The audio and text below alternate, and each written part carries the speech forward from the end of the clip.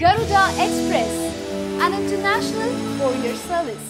టాలీవుడ్ లో వారసుల హవా ఎక్కువ అనే సంగతి తెలిసిందే.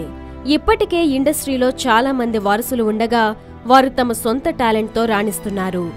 వారసత్వంగా చైల్డ్ ఆర్టిస్టులుగా కూడా వెండితెరకు పరిచయం అవుతున్నారు.